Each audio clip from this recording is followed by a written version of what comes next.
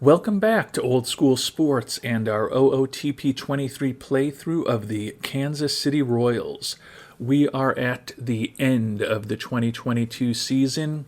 The Royals finished with a 79-83 record, improved from a season ago, given that we traded away many of our most expensive and best players either before the season started or as we approached the trade deadline. Pretty happy that we were able to play close to 500 ball, which also made ownership happy, which is a good thing. We still were in last place in the American League Central, but we only finished 3 games out of the wild card. So hope is to be competitive with the extra wild card spot for the playoffs next year. Odds are it's going to take more than 82 victories to get there, but hopefully we can improve by more than 3 wins next season also. From a financial perspective, it was a pretty good year for the Royals. We cut our ticket prices, but that allowed us to sell 22% more season tickets. Attendance was up 37%, so even with the lower ticket prices, picked up about 14% more revenue per game, which was positive. You can see here the highest winning percentage for the Royals since 2017, also positive. Attendance, the highest since 2016, the year after the Royals won the World Series, also positive there. And we're going to make a nice profit on the year with about $14 million available to spend at this late stage in the season. Obviously, there's not too much we can do with that money right now, but we are probably going to do something in the next couple of weeks to spend some of it that I'll be talking about shortly. Right now, we're targeted to make about $27 million this year. Gonna probably be a little lower than that when we're all done. But before we get into where we might spend some money, going to do a quick recap of the key stats and the key player performances from this Royals team as we begin to prepare for the offseason.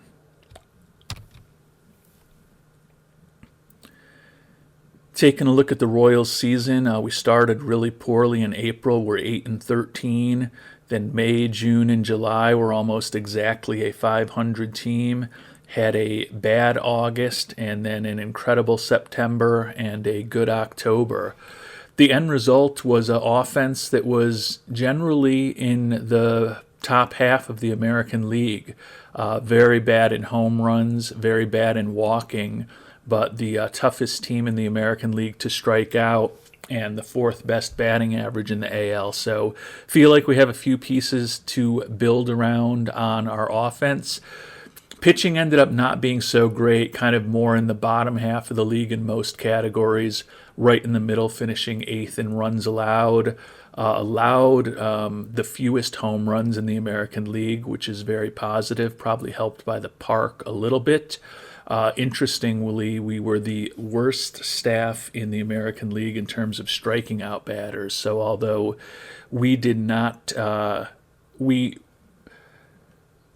I could say this properly, we don't strike out much at all when we are at the plate, but we also don't strike out many batters when we're on the mound. Kind of an interesting dynamic there. 1st and 15th in the 2 strikeout categories for these Royals. But more interestingly, we'll get into the key offensive performances. And looking at the batting stats, our infield and our catcher were the top 5 players on the team in WAR. They are also all relatively young players. 3 of them were rookies this past season, so that is what we will be building around for the coming years. Bobby Witt Jr., the dynamic rookie, had a dynamic rookie season, played 130 games for us with 32 homers, 87 runs batted in, batted .250, 119 OPS plus 4.5 WAR. And he ended up stealing 22 bases, so he was a 2020 player as a rookie, still considered the number 1 prospect in baseball. He was an all-star and certainly would expect him to get some votes for Rookie of the Year.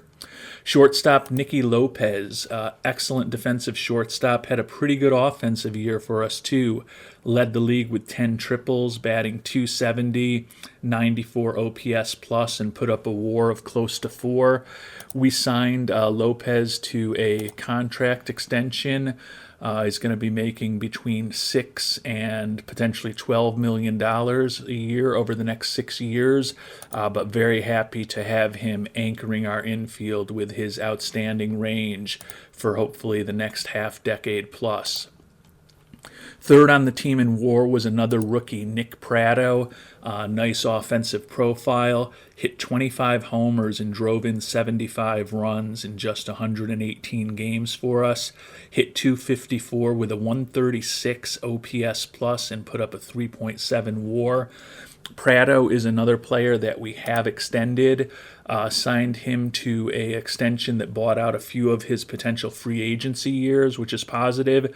And you can see that we did give him a front-loaded contract also. So when he gets towards around 30 years old, hopefully he'll still be a productive player for us, and he will be doing it at a pretty bargain price for us, since we bought out these next couple years when he was only going to be making $700,000 a year for $8, $6, and $6 million. And it also is Nick Pratto's birthday, so happy birthday, Nick Pratto, here on October 6th, 2022. Fourth on the team in WAR was second baseman Nico Horner. Got in one of those trades that I had mentioned earlier. Hopefully he will become a key part of our lineup at second base for many years to come. Led the team in games played, at bats, doubles with 43. Put up a 98 OPS plus, 98 WRC plus, and 3.5 WAR for us. Very solid defensive second baseman. Also a great leader, great clubhouse presence. So he has been a good addition to the team. And then the fifth player to mention is catcher MJ Melendez, the third rookie, along with Witt and Pratto, who was a key contributor for us this year. Looks like he could have a decent power bat as a catcher. Also a solid defensive catcher, great personality.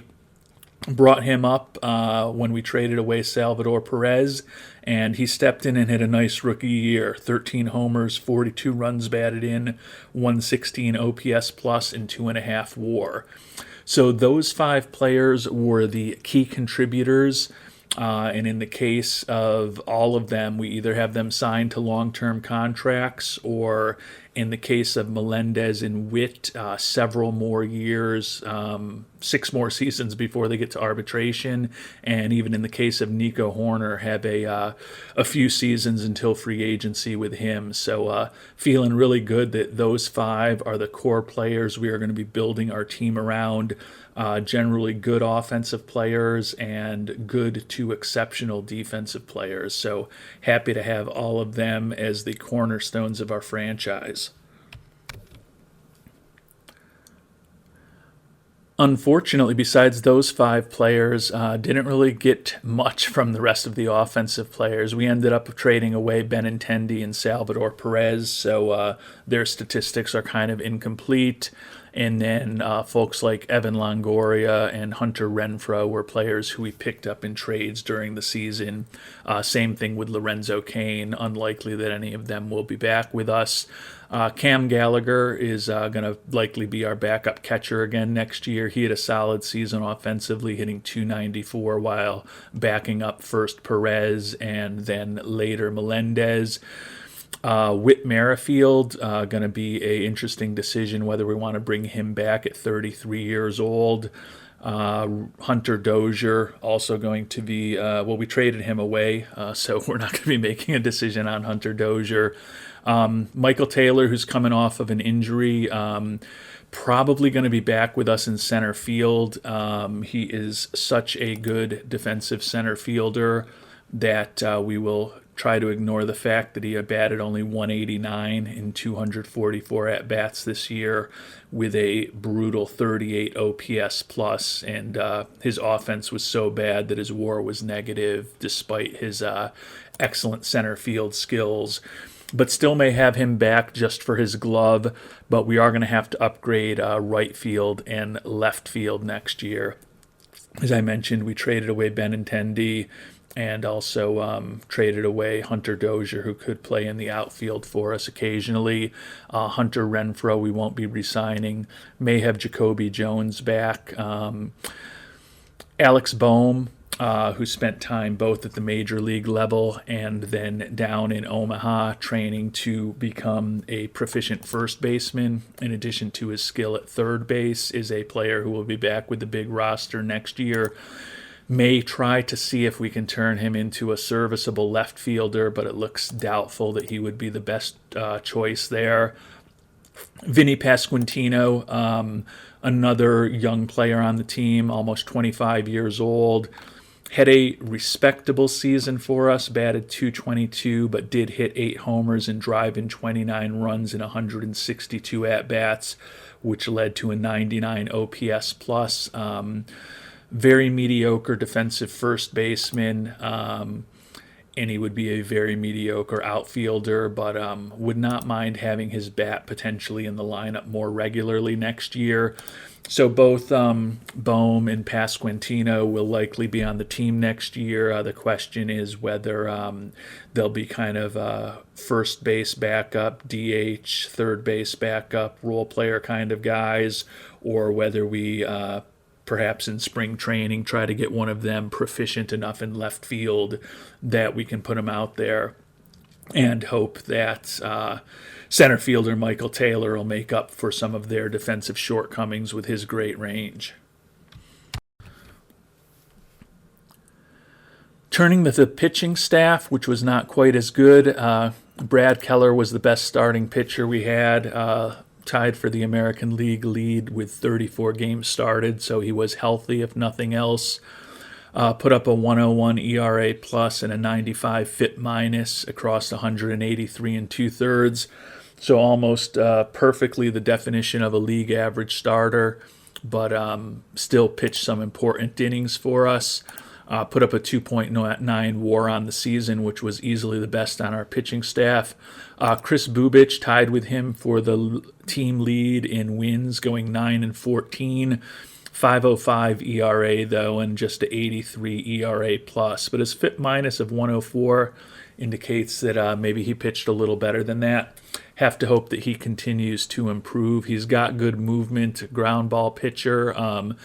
So probably not going to give up a ton of home runs, although he did give up 19 in 162 and a third innings this year.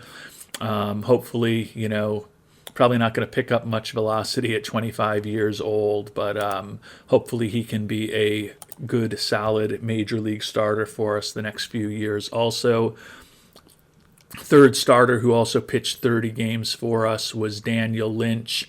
8-5 record with a 3.45 ERA, which was good for a 122 ERA plus. So a nice, respectable year from him, although his 106 FIP minus and his 451 Sierra indicate that he may have a regression in the other direction next season for us. And then the last starter who was out there every week for us throughout the season was not Daniel Lynch, Brady Singer, who had a pretty rough year, 6-14, 5.07 ERA, negative WAR for the season. Real tough season for him, 83 ERA plus, 131 FIP minus. Hopefully he can do a little better next year. And then the final starter for us as the season came to the end was Hayden Wisniewski, who was the key pickup for us in the Salvador Perez trade to the Yankees. Moved him right to the majors when he joined us. Ended up starting 19 games, pitched 98 innings, 4.41 ERA, 95 ERA plus, 100 FIP minus. Again, really very average major league pitcher, but the hope is that he will do a little better as he gets some experience and hopefully improves a little bit. Dylan Coleman, pretty good stuff, pretty good movement, pitched 63 games for us in relief, put up a 3.09 ERA, just a 183 batting average against, 136 ERA plus, and a 78 FIP minus. So a key contributor to the bullpen. And the other key contributor to the bullpen was Taylor Clark, who, along with Bobby Witt, were the two Royals All-Stars this past season. Very valuable. 62 games pitched, but 103 and 2/3 innings over those games. Only 79 hits allowed with 120 strikeouts. 113 ERA plus, 94 FIP minus. So a nice solid year for us from Taylor Clark. A couple other pitchers to highlight. Amir Garrett, if you remember from the first episode, which you probably don't because you really would have been needing to pay attention, but one of the few settings that we did change was to go back to only requiring pitchers to face one batter. Growing up watching baseball in the 80s and 90s, have a little bit of a soft spot for loogies, and Amir Garrett was the ultimate loogie for us this year. He pitched in 39 games, but only 20 and 2/3 innings. So even for a loogie, this was an extremely light workload. But put up a 1.74 ERA, 183 batting average against, 241 ERA plus, and 54 FIP minus. So put up a WAR of 0.8 in those 20 and 2/3 innings. As much as I like loogies, probably need to hope that Mike Matheny gives him more work next season if he's back with us. And then our closer was Scott Barlow, had kind of an up and down year. 4-9 record with 17 saves, but the ERA of 2.89 was definitely respectable. 145 ERA plus, said it was a real good year, but the 101 FIP minus says maybe a little more average, and certainly his WAR of 0.2 doesn't indicate that he did anything exceptional. He was only the closer for us for half of the season because we did actually also make a trade for Chad Green when he was on the trade block, and he picked up 17 saves for us over the second half of the season. Unlikely that we'll be bringing him back as good as he is. Probably not going to be spending tons of money on a relief pitcher. So speaking of what we may do with some of the extra money we have, we like our scouting director, Lonnie Goldberg. You can see he's good with major leaguers, minor leaguers, and international, and excellent with managers. Highly favors tools, a very solid scout. And we also like our team trainer, Nick Kenny, who is outstanding at preventing leg injuries, excellent at preventing arm injuries, excellent with fatigue recovery. But if there are any rock stars out there at scouting director or team trainer, we may actually bite the bullet and pay out these guys on the remainder of their contracts and sign someone who is better to a long-term contract right now while we're still in this 2022 season where we have a lot of excess money from all of the salaries that we traded away earlier in the year. So we were very content to have these people on the staff when we made a lot of cuts and a lot of firings at the beginning of the season. But now that we're near the end of the year, like I said, if there's a rock star scout or a rock star trainer out there, may mean the end of either Goldberg or Kenny's career with the Royals.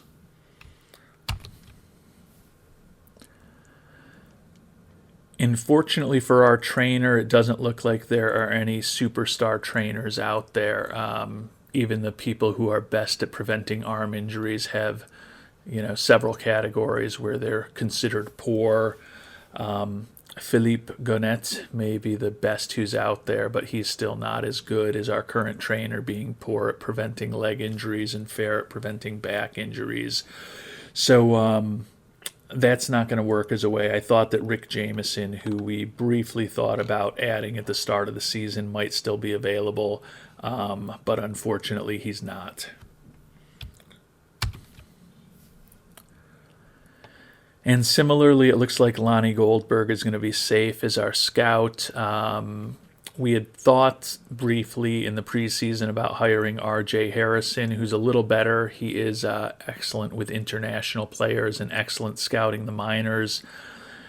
But he's also 68 years old, so he's probably going to be retiring very shortly. So didn't feel like it made sense to fire Lonnie Goldberg to bring on someone who's only a little bit better than him and who could be retiring, literally days from now or, most likely within the next season or two. So as you know, we are always kind of scheming and thinking about how we can optimize our financial situation. Given we had so much money left over, we thought maybe we could make a quick upgrade at one of those positions where we felt pretty good about who we had, but always looking to get better, but doesn't look like we're going to have that opportunity. So we'll wait until those two are free agents a couple years from now and maybe upgrade either our scouting or our training staff at that point. So that is the kind of quick review of what the team looks like at the end of the season. As I mentioned, I think heading into the offseason, upgrading our outfield is going to be the main priority as far as our everyday lineup. And then I think as far as the pitching staff, would love to add a frontline starter. As you kind of saw, although our pitching staff is mostly guys, as far as our starting rotation, who are in their mid-20s, who may get a little bit better. Really a lot of league average type arms at best. Would feel a lot better if those guys were kind of our second, third, fourth, and fifth starters instead of our first, second, third, and fourth starters. So if we could add a top of the rotation starter, would love to do that somehow this offseason. We will have some money for free agents when we get there. You can see we've only got $7.6 million for extensions right now. But when we get into the salary situation, we're probably not going to be offering Hunter Renfroe arbitration, so he'll be gone. We're obviously going to decline the $13 million team option on Evan Longoria, who we picked up when the Giants dumped salary right before the trade deadline. And I have to decide whether or not we want to bring Whit Merrifield back also with a team option there. So definitely going to be some options to go into the offseason with more cash than it seems like we have right now for signing free agents. So we're certainly not going to be the Yankees or the Mets or the Dodgers or the Red Sox when it comes to free agency, but we probably can add either a couple of decent contributors or one big-time player to hopefully bolster our roster when we get to the offseason. But before we get to that point, we are going to sim through the next month or so and find out who the world champions of the 2022 season are. Looking at the playoffs, the A's and the White Sox got the byes in the American League, and the other division winner was the Yankees. In the National League, the Cardinals and the Padres with the byes, and unclear to me whether it was the Braves or the Mets who won the National League East, since they are both playing the Phillies. Oh, there's three. Oh, wow. Phillies. Yeah, if I could open my eyes. Phillies, Mets, and Braves. So three NL East teams in the playoffs, but the Padres and the Cardinals had the best records in the National League. So interesting that all three of those teams will be fighting to get into the division series in the best of three wild cards.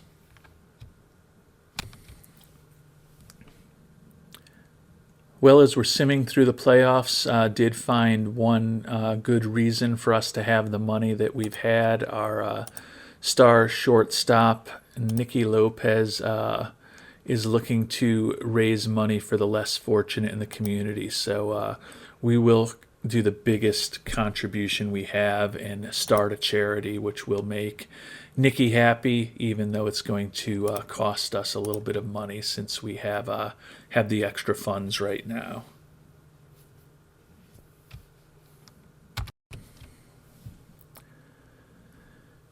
and never actually realized how expensive it was to start a charity. But you can see we had about 14 million for free agents, and now we are down to nothing. So that cost $16 million.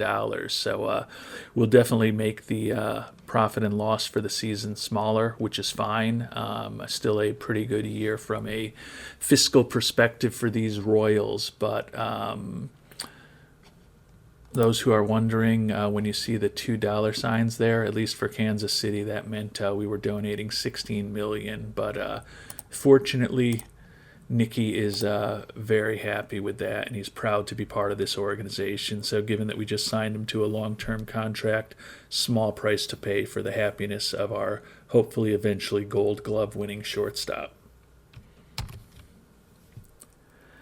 And looking at the World Series, the Chicago White Sox up against the New York Mets. So the team that won our division, the American League Central, going up against the team that finished third place in the NL East to find out who is the champion of baseball in 2022.